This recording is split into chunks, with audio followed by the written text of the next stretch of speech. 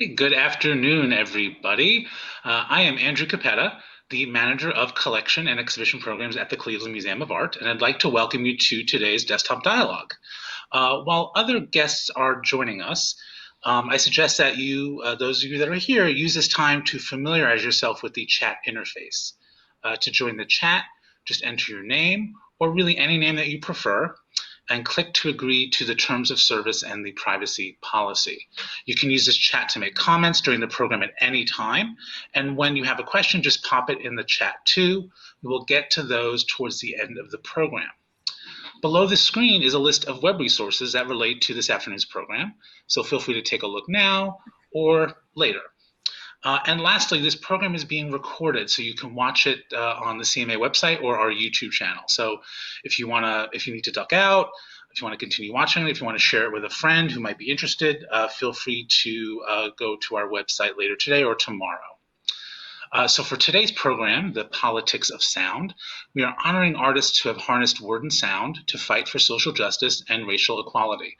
And we're also going to discuss some works in the CMA collection that reflect on the impact and power of music. And this, of course, is all in celebration of Black History Month. Joining us today is Nwaka Onwusa, who's the chief curator at the Rock and Roll Hall of Fame and vice president of curatorial affairs. Nwaka is also the curator of the Rock Hall exhibition. It's been said all along, Voices of Rage, Hope, and Empowerment. Welcome, Nwaka. It's great to have you. Thank you so much, Andrew. It is an honor and it's so awesome to join you on this desktop dialogue. No, Yes, it's great. truly. It's really great to have you. This has been a sort of in sort of being cooked up for a little while with some of our colleagues here at the CMA. So I'm really excited this is happening today. Yes, So absolutely. Nwaka, all of the musical artists we are going to be discussing this afternoon are part of the Rock Hall exhibition that you curated. It's been said all along. Could you share a little bit about the scope of that exhibition and how it came about? Yes. So again, truly honored to be here and museum to museum just to be connecting about, the power of music. So it's been said all along was definitely birthed out of the civil unrest that we experienced just last summer of 2020. And truly, all of our institutions, and I'll just speak for the Rock Hall, we were obviously watching these things happen in our world, and we're at home, isolated. We're all quarantining. The museums are closed. All of us are closed. And this was at the time where the black squares were being posted up. The show must be paused. We got to stop. Let's focus. Your silence is not. You cannot be complicit in your silence, and like raise up and raise your voice.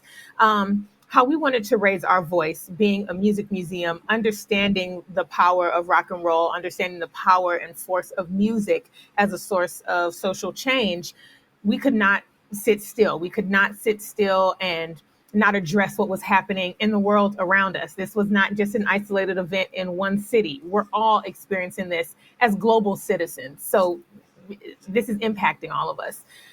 In the words of Nina Simone, it's an artist's duty to reflect the times that we're living in. And that is truly our mantra, my mantra, our motto for mounting this exhibit and curating it during a time of COVID. I call it curating through COVID.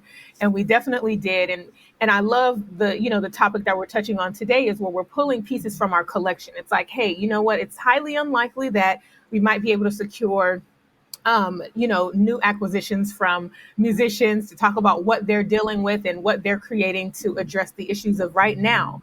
But let's look in our collection. We have over 35,000 rare artifacts at our disposal. I was inspired by, I'm new to Cleveland. Well, not so new, but 2 years in Cleveland. I'm inspired by what I see in the Rock and Roll Hall of Fame, where there are stories, there are these giants, and their presence is obviously told and peppered throughout the museum. But I was inspired to tell these musicians' stories in one place. Let's amplify, elevate, and shine a light on these messages of change and social equity. It's not all the time that we get to write a label copy that's like, and Aretha Franklin did this, and she was at this march, and blah, blah, blah, blah, blah. We might be focusing on something else to celebrate her musical legacy. This was our opportunity that summer to really amplify this message of social justice, because every musician that we've highlighted in that exhibit, it's been said all along, has definitely touched on, has either been a voice of rage, a voice of hope, a voice of empowerment, and we really wanted to amplify them. So we looked within in order to tell an outward story, and that was the inspiration behind it. Definitely an emotional one, but one that we did have to tell. So that's really how it came to be, short, long. Awesome. No, it's great to hear you sort of reflect on the sort of genesis of the exhibition, and it focuses, as you said, based on your collection. So you're focusing on the 20th and 21st centuries, but of course there's like a prehistory to the stories of these artists who are using their artistry, right, their words and Yes. sounds to speak and fight for social justice and racial equality. And that's, I guess, where this sort of like little collaboration, right, comes in, is that we can sort of maybe hopefully shine a brief light onto some of that prehistory.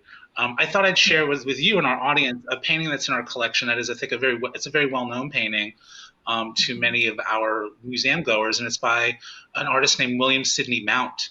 And it's from 1847, and it's titled "The Power of Music." And it might stand in for some of this prehistory in some ways, that this sort of situation that a lot of the artists in and it's been said all along are responding to. Mount was based in Long Island, New York, in a rural area, and he painted daily life scenes that are called genre paintings. If you want to think of the sort of the art historical term, they're called genre paintings. And they portrayed joyful social life of working and middle class Americans in the pre-Civil War Northeast. In this particular painting, and I think we're looking at it now, we can see that inside this sort of rustic barn, there on the sort of left-hand side, there are sort of two white men that are enjoying the music of a seated fiddler who's also white.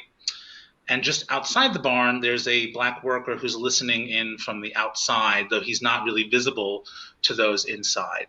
And music was a really common sort of subject in Mount's work. He actually was a fiddle player himself, an accomplished fiddle player, and his brother was a composer. So there's lots of musical sort of thematics that run throughout his work. But Nwaka, I'd love to hear, in light of the sort of story that your exhibition tells, and I love the way you're thinking about these exist, these sort of little stories exist, but we're bringing them together and really sort of, kind of giving them space and presence. What are some initial observations you have about this painting, and does it speak to those sort of longstanding conditions against which the artists and musicians in your exhibition are fighting?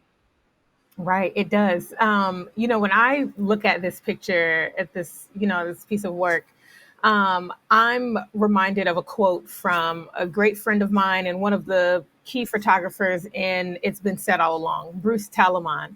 And he said something that was so poignant to me that has just been a staple with me. And when I see this, I think of Bruce saying, Black folks were often on the walls, but not in the room. And that's his literal quote. This is a perfect example of exactly that. Being on the walls in every literal sense. I mean, this man is literally on the wall, and not in the room. And not in the room. What does that say? When you look at the history of Mount, yes, this is a celebrated photo, but I'm so conflicted by it because, how this man is portrayed. Clearly, he's, either just coming out of slavery or trying to pick himself up from his bootstraps, and definitely want to hold on to, sure, the power of music, definitely being this moment that stops everyone in their tracks, and clearly they're all taking a moment of pause to enjoy what's being heard.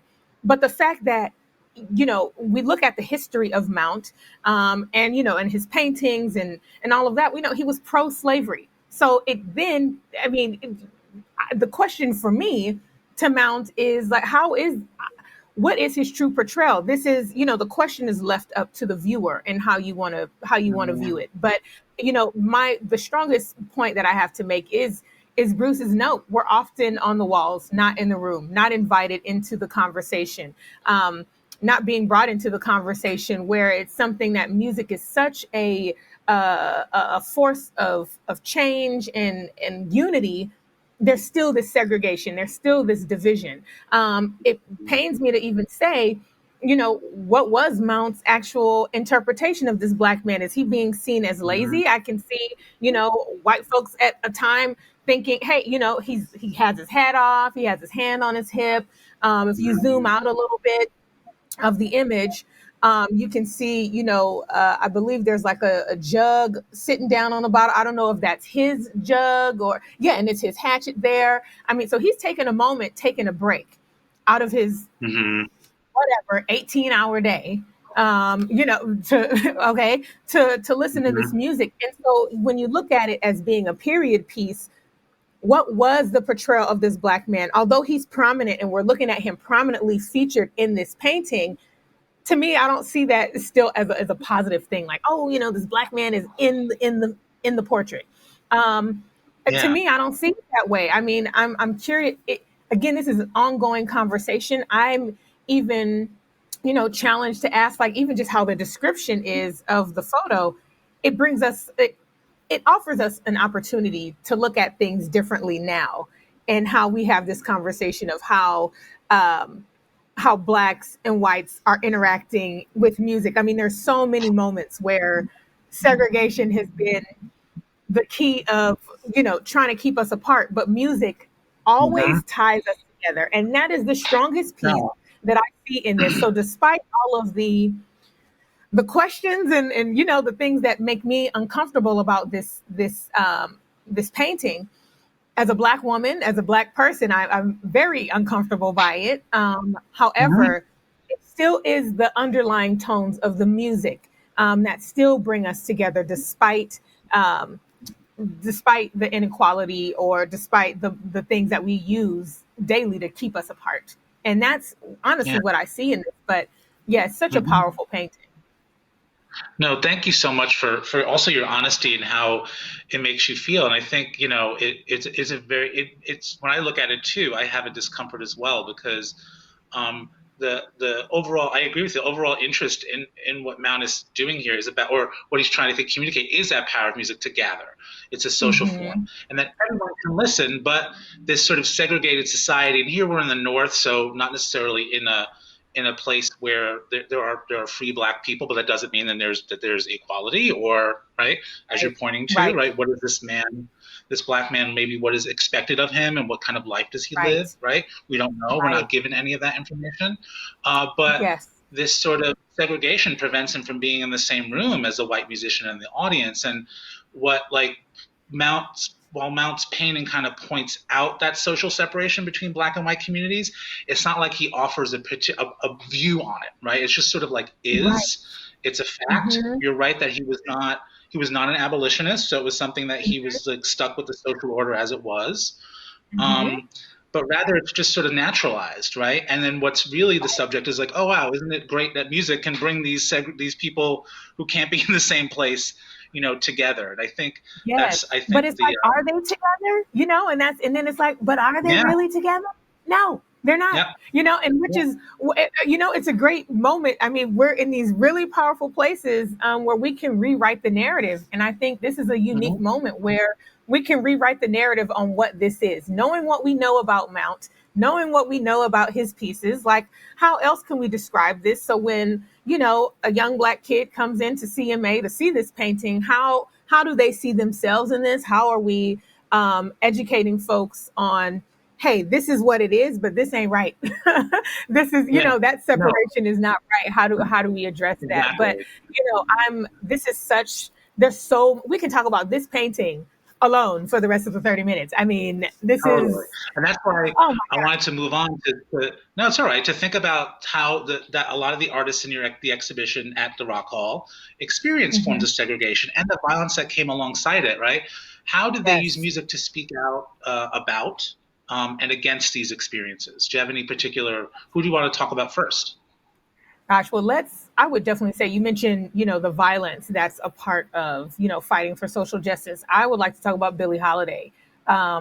She's one of the artists that we feature in the exhibit. She's also an inductee to the Rock and Roll Hall of Fame, was inducted by the lovely Diana Ross. But this photograph, and again, I want to, point out the intention of the imagery that's in It's Been Said All Along. My hope was to have Black photographers be the eyes of what visitors came in to see. I'm very, I strongly believe that perception matters, perspective matters.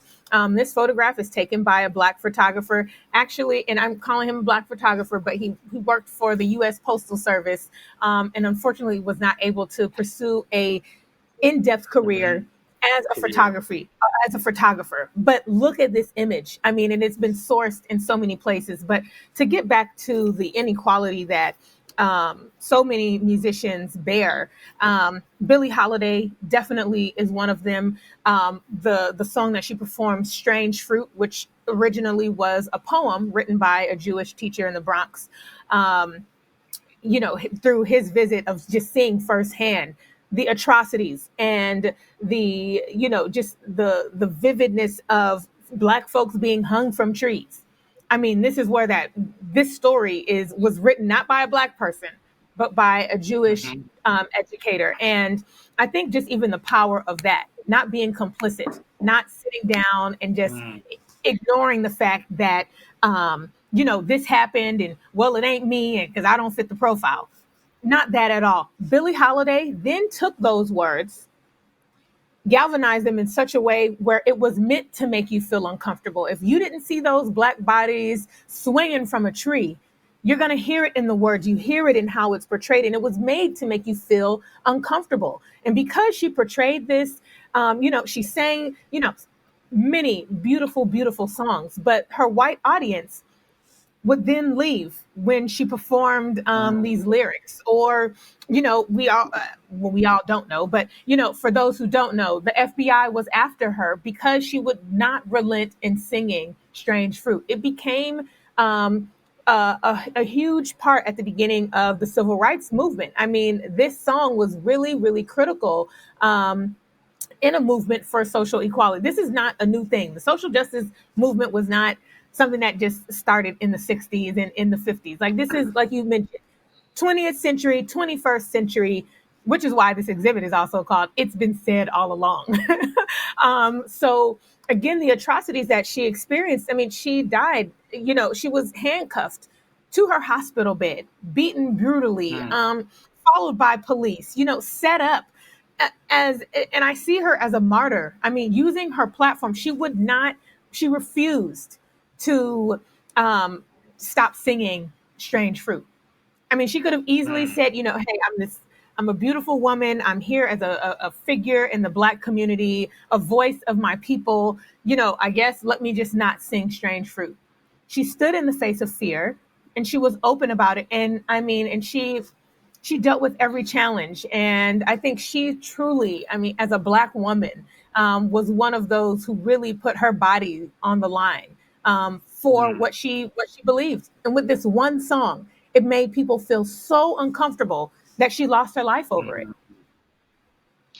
But to her, I guess in that way, it was I guess worth it because of maybe what it accomplished. And I guess thinking of the power of that of a popular song like "Strange Fruit" um, really reminds me of like one of the sort of maybe powers of music is how accessible it is and it can be. That you can Hmm. hear a song like that in a nightclub or on the radio, maybe. I mean, I don't know about that time. You would probably know, or someone else would know better than I would. But or you can purchase it inexpensively as a recording.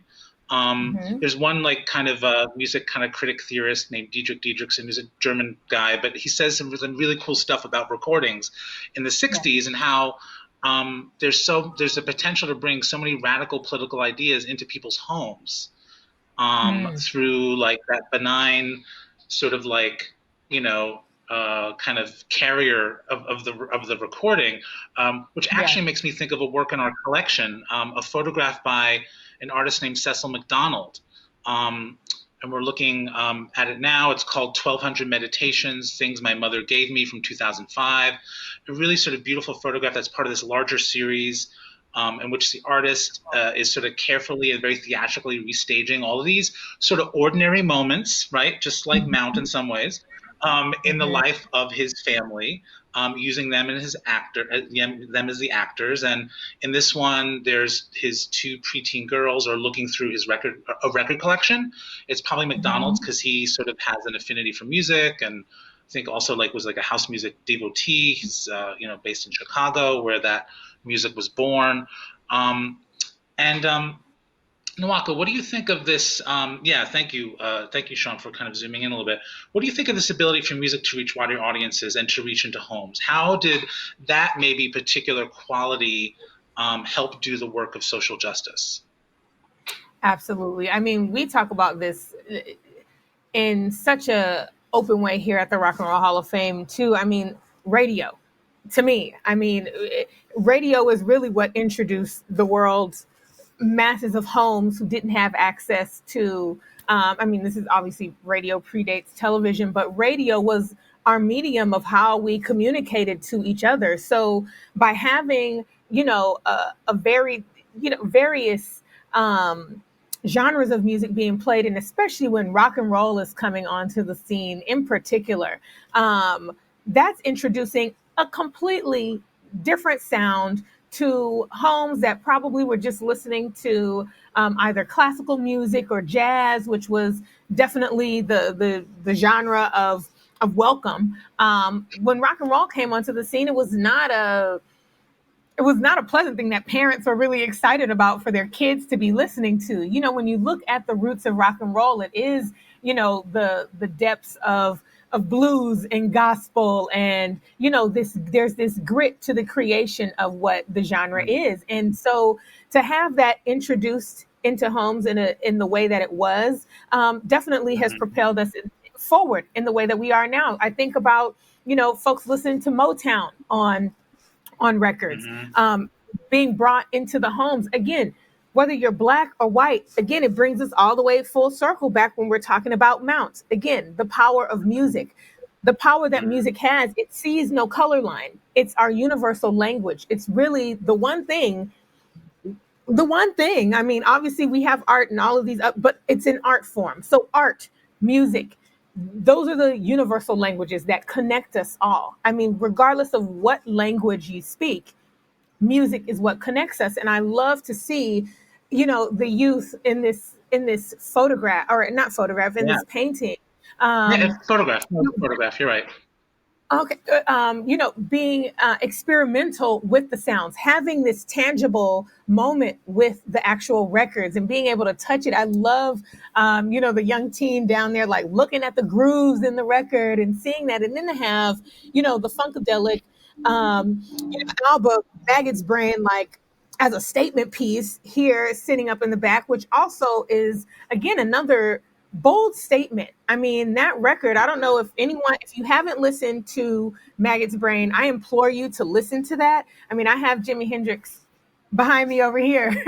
But if you want to talk about some revolutionary record Mm-hmm. playing that just so connected to the cultural and historic experience, I mean, that record is that. I mean, it's that answer, but it's definitely that introduction of music coming into the household, introducing new messages. What is this blended American story that we're telling?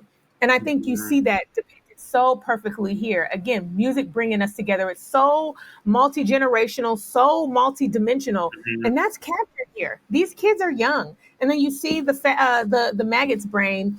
There, I mean that I love this photograph. I love that we're talking about No, it. I mean, that no, me too.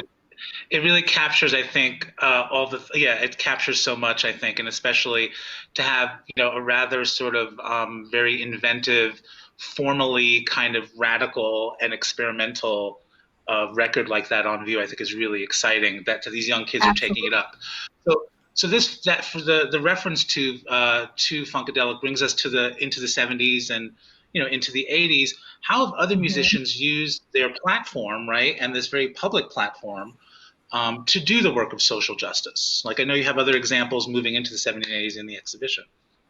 Yes. So as we, move through the musical timeline, I mean, one that stands out so poignantly, and we're coming off of the heels of MLK.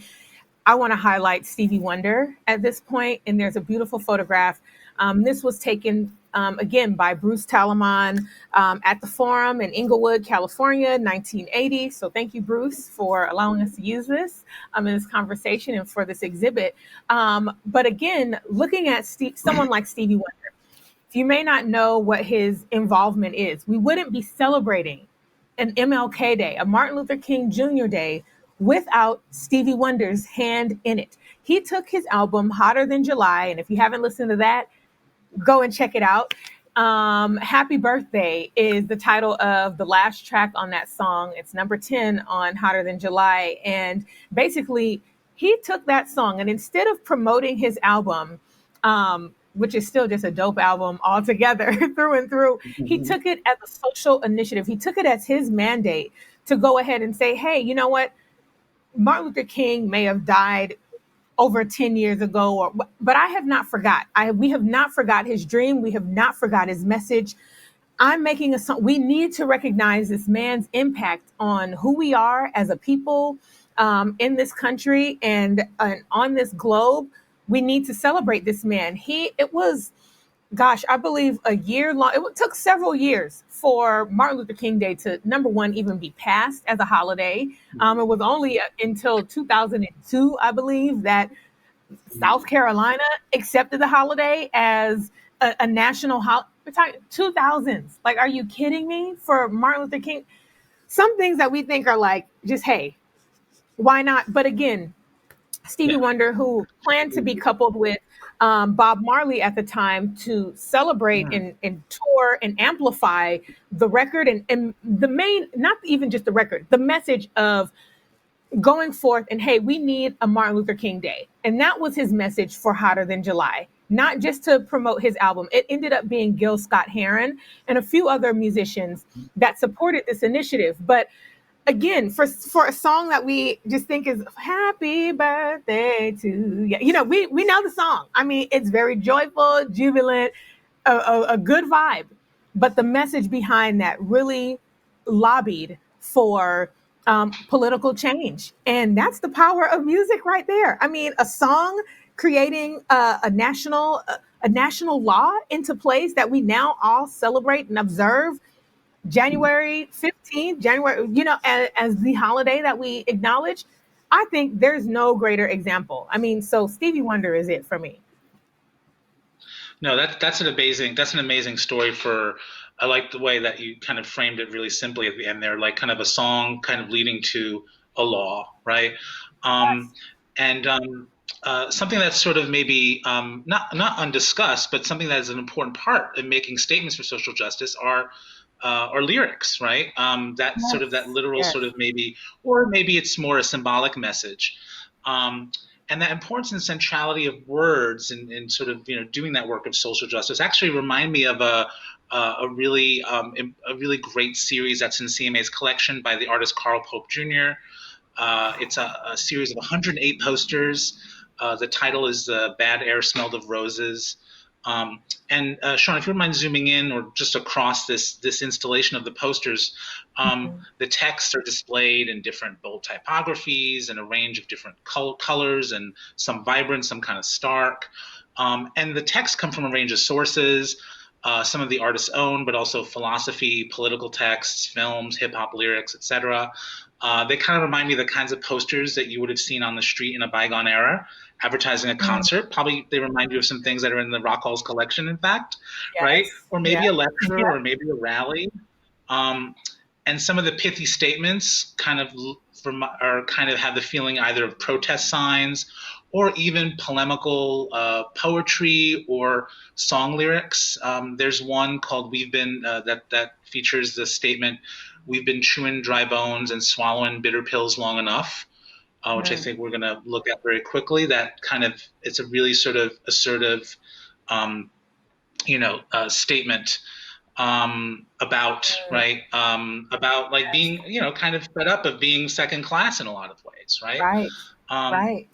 And in fact, like in a recent exchange with Pope, he noted that popular music since the 1960s is one of his biggest influences. And we ended up going on a long exchange But I want to kind of think about, to bring us to close the story in some ways, to bring us today, is to think about the importance of lyricism in hip hop, right, and in doing that work of social justice. And uh, Pope references hip hop. There's a three posters that have lyrics from Missy Elliott's 2002 song "Work It," which is a personal Mm, favorite. Um, it's worth it, let me work it. And then the next one says, yeah. I put that thing down. And then the next one says, flip it and reverse it, which is, part of the really kind of Yes. playful chorus. So I Mhm. guess, Nwaka, as we sort of like wrap up before we take some questions, what is the importance of lyricism, especially when it relates to the political role hip hop has played in this fight for social justice as we move, into the sort of from the 20th into the 21st centuries? Yes. Oh my God. I mean, I love even just the selection that you've highlighted here. Flip it and reverse it. I mean, I think that's truly the narrative of Black Americans in general. Like, hey, we're gonna flip this. We're gonna take these lemons and make lemonade and share it, and then share it with y'all. Mm-hmm. So, I mean, Yeah, to flip it and keep it reverse for it. I mean, ourselves. Yeah. yes, exactly. I mean, so I love the highlights that Pope identified, and I don't know if he's watching, but shout out to him if he is in the virtual in the virtual room. But Andrew, back to your question about the focus of hip hop. I mean, for me, Tupac, definitely one of my favorite rappers. He's inducted into the Rock and Roll Hall of Fame as well. But it was in 2002. I believe, yeah, 2002 or actually 2010, that his lyrics for Dear Mama were inducted into the Library of Congress's registry as an Mm-hmm. important cultural, significant piece of our history. It makes me also think of like a Kendrick Lamar, who not comparing him to MLK, but just talking about MLK, who was the youngest Nobel Peace Prize winner. But then you look at Kendrick Lamar, who is carrying the torch today, using his platform for social justice, very outspoken about his struggle as a Black man coming up in South LA and growing up in Los Angeles. But again, the only um, person to actually have his music and his record, Damn, be considered for, or he won the Pulitzer Prize. And I mean, this was the first time that rap was actually awarded that huge honor. So again, the power of words definitely have such an influence and a transformational experience through just the word. To me, it's the poetry. I mean, many of these musicians that we're talking about who are rappers start out as poets first. When you look at the depth Mm-hmm. of Tupac and who he really is, I mean, he's a writer. This young man, that young man was writing. He has hundreds of notebooks filled with just poetry. He has a poetry book that's out. So when you look at what his legacy has been, and not being afraid to use his words in the power of his message. When you look at a Chuck D, a Public Enemy, using their words as a force for change, and then you get to someone like Kendrick Lamar, you get to an artist like a D Smoke or a Jadena. I mean, a Rhapsody or some. I mean, the poetry is the message is in the music. And that's how it starts. I think it's just so powerful that the imagery here that we're even seeing. This photograph is also on display, and it's been said all along. And this was actually from his Grammy Award performance, and we really wanted to highlight it because the words definitely align with the message that sadly we've been saying it all along. It's been said all along. The fight for social justice is not remiss in his delivery. And I think it's just so amazing that the torch is still being passed, that artists are not afraid to use their platform and put their bodies on the line. And he's just another example of that. Yeah, I love the way they're thinking not only about audiences, but you're thinking also what the space of music offers someone like, or had offered someone like a Tupac, as Yes, a poet, and it became an avenue where he could bring that poetry right to. It was exactly. an avenue that was allowed to him, right? Allowed for him to sort of express that and bring that expression forward. So it's a really great way of thinking about Absolutely. it. I Yeah. do want to get to some questions from our audience. So I'll just we already have one, but everyone out there, if you have any questions for Nwaka or me or any reflections, feel free to pop them into the chat, and one of my colleagues will make sure to get them to us. One thing I will do while we're waiting for one question, and unfortunately we don't have time to talk about it, but I wanted to end with that wonderful Carl Pope poster, which just to and if we have time, we can talk about it. But I think it's really sort of telling a really wonderful statement. We had a vision that music healed the universe, which I think is just a wonderful um, a way to sort of end on and to reflect on this statement. But we did have one question from Thea, and I know this came up in our sort of preparations for this. But Nwaka, what do you think about the new film coming out, The United States versus Billie Holiday? Oh my God, I cannot wait to see it. I think Andra Day, just in the trailer that I've seen of that film, it just to finally see a portrayal of her today, dealing with the issue that she dealt with it just so clearly. I am thrilled. So I'm just going to simply say that I'm very excited for her message and her journey to truthfully be portrayed. There's so much misconception about her. Probably on both sides, but I'm really excited to see this film come out. So that's one. And if you haven't seen One Night in Miami, that's also another powerful one that focuses on Sam Cooke. And he's another artist that we talk about who, again, you think about change is going to come.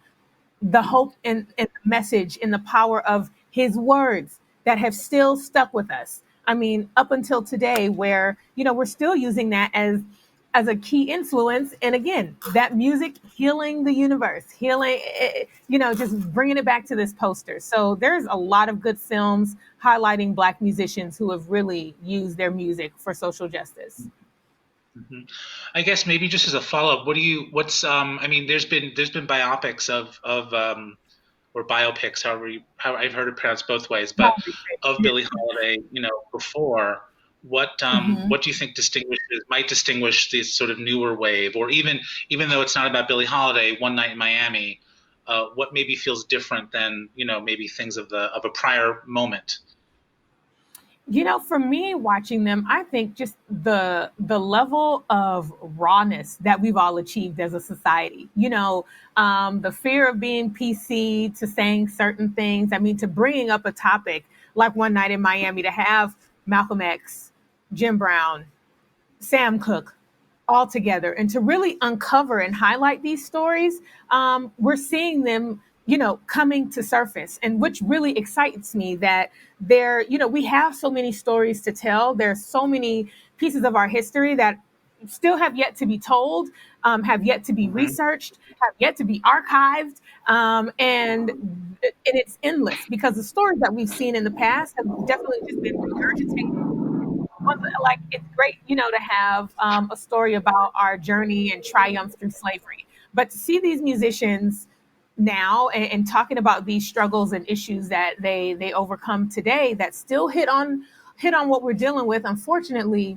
I think the realness in how they're portrayed is what makes them a bit different from what we've seen in the past. I mean, to me, and no slight to any of them, but I think this, well, I'll call it biopic of of Billie Holiday's life, is definitely a beautiful one. And just to see this newer rendition of that story being told, I'm curious. So we'll see. I'm just excited from the trailer. So we have yet to see what's unveiled in the rest of the story.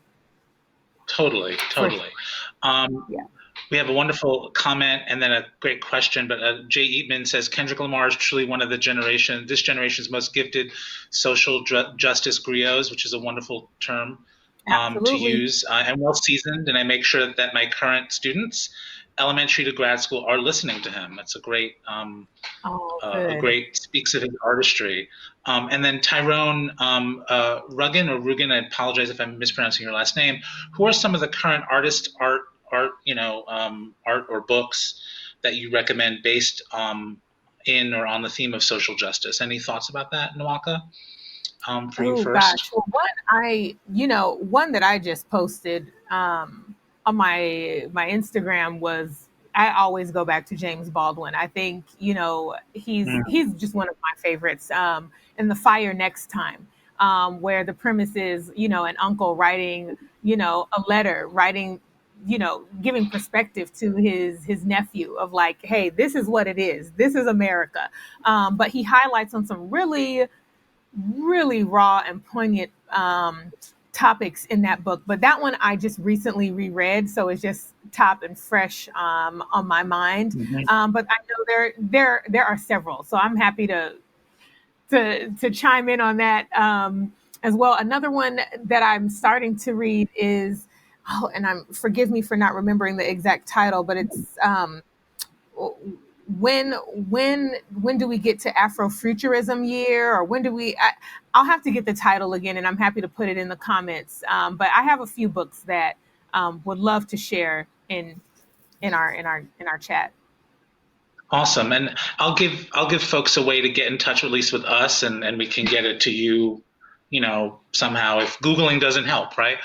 Um, Yes. Douglas Jurs asks, he said, Douglas says, I've been really moved by Kendrick Lamar and others, and Wakanda and Black Panther, reclaiming the power of pre-colonial Black identity with some of his imagery. Beyonce also comes to mind. How do you see this trend progressing through music moving forward? Oh my God. Well, we see it now. It's not only just in our traditional, how we're seeing hip hop and R&B today. You're seeing it in Afro beats, which is a global phenomenon. One of the musicians that I absolutely love and follow, his name is Burna Boy, and he's from Nigeria. And again, like just touching on not only the struggles that we deal with here in this country, but the global issue of racism and inequality, and the fight for social equity. I mean, it's in the music, and it's only been amplified. I feel like these soldiers, I don't call them soldiers, but these like musicians are just soldiers in my mind. Like they are hitting these topics just so poignantly. The visuals and when you look at a music video for these songs and these topics, I'm thinking of even Anderson Paak. Like there was an immediate response to the to Breonna Taylor. There was an immediate response to George Floyd. There was an immediate response to the things that we even saw here in Cleveland, just through the music, through the photography. So I think it's only going to continue to be amplified. To address these ideas against anti-colonialism, and how we break down the barriers and how we disrupt that and create a new. And we're here right now. I think to the point of the other posters that we saw. We're tired. We're tired of chewing on these rocks and swallowing these, or however it was. We're tired of this. It's coming through the music. I mean, and when you look at the history of music, when it was even played for soldiers, it was always the music that was at the forefront of the revolution. The marching band was always in front of, whether it's the Civil War, Revolutionary War. The band was always in the front, inspiring. And so I'm so excited for the music that is at the forefront to then play back to us, to be inspired on our day to day. And whatever your activism is, whether you're a teacher, lawyer, working in a factory, so your activism, you still have a moment to be active and to make Mm-hmm. change in how you do that. And whether it's through the music that you share, what you post, we all have a platform and we all have a voice. This is our time to use it and stand up. And music heals the universe. That's it. Thank you, Nwaka. That's a wonderful place to end. And thank you so much for joining us this afternoon. We really Truly, appreciate it. it was my honor. It is our pleasure here at the Rock Hall. We're brother and sister here. So I'm really honored that we got a chance to talk, Andrew. This is great. And shout out to Deidre. So, Thanks.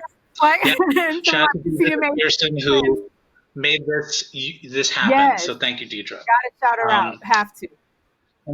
and I also wanted to also give some special thanks to one of our colleagues who's behind the scenes, named Sean Green, who's our amazing AV tech. This is our last desktop dialogue with Sean, who's moving on to from the CMA to bigger things, but he's been really indispensable. So thank you to Sean for all your work. That's we see, but we don't know.